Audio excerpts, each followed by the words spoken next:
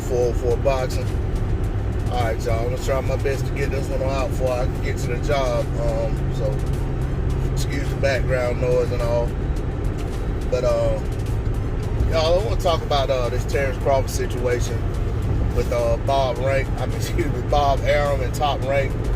Yeah, I should say Bob Rank, Bob Stank, because Bob Arum has basically publicly came out and said that first it was the article by Pugmire, saying and now it's grown legs and everybody's talking about it, and that's where basically that Arum said that he was saying the question should be, do they want to keep Terrence Crawford, and he could have bought a house in Beverly Hills with the money he's lost on Crawford over the last several fights. What the reality is, when Bob gave Crawford the contract he gave him, he knew he had to pay what he weighed, because there was other options out there for Bud, and in order for Top Rank to keep Bud, they had to make it right. They had to sweeten the pot up. Now, they done that, what they had to do to keep the fighter. That was the first step. That was the right thing to do.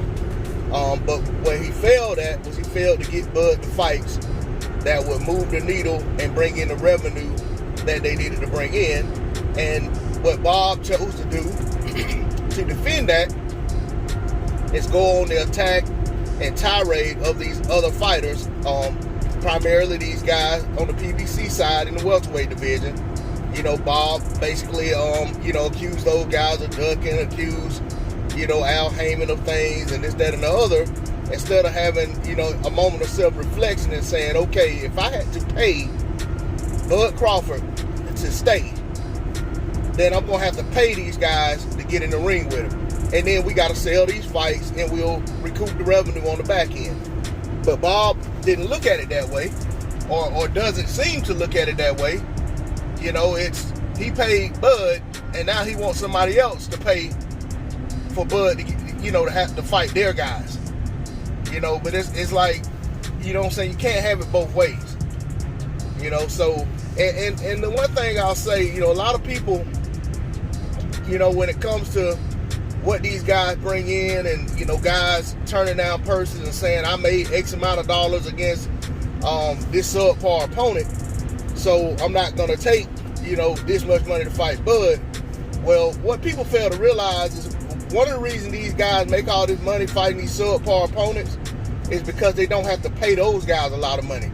So if the total purse is $4 million and the A side guy is getting 3.5, then he only has to give the other guy $500,000. So of course he can get a big purse. Whereas if he was fighting another marquee fighter, that guy's not going to take the fight for those $500,000. He's going to want, somewhere around 40%, 35%, something like that of the total, total purse. So, a lot of people, they miss that. But the other thing I want to touch on, Tim Bradley, who, is always commentating, on Ward's fight, worked for ESPN, and Andre Ward, both. Well, with Bradley, he was with Top Rank. He went through the Top Rank Blues, but he decided to stick it out. And, the one thing about it is that Bradley, he didn't fight the marquee guys that were with Golden Boy, PBC, or whatever. But he did fight everybody else, So he has a Hall of Fame type resume, a hell of a record. One of the only guys that I can think of in recent memory that went from prospect to champion when he went over to the UK and took Junior Widows title. But all of that said, Top Rank did hold him back. Now as for Ward has to be able to relate, because if you guys remember, Ward spent time on the shelf because he was going through issues with his promoter, Dan Goose and Tudor Promotions, and basically, I think it was a lawsuit and all involved for Ward to get out of that contract. And, what I'm saying, I don't want to see Bud in that situation. If Bud has an out, he needs to take it. Because we've seen top-ranked fighters have to do that. We had Mikey Garcia. I think Gamboa had a tough time. Floyd, the list goes on and on. So if Bud has an out, he needs to take it. If Bob is trying to keep that $1 million bonus that he's supposed to pay him for not getting him in the Spence fight, in order for him to get out of his contract, I think Bud should give it up and leave. Also, when it comes to Ward's situation with Goose and Tudor, I think a lot of people don't realize that the TGB promotion, Tom Brown, the guy that's over that does a lot of the PBC shows, that's pretty much the same outfit. Y'all know Dan Goosen died. Tom Brown was Dan Goosen's brother-in-law. Tom Brown runs TGB Promotions.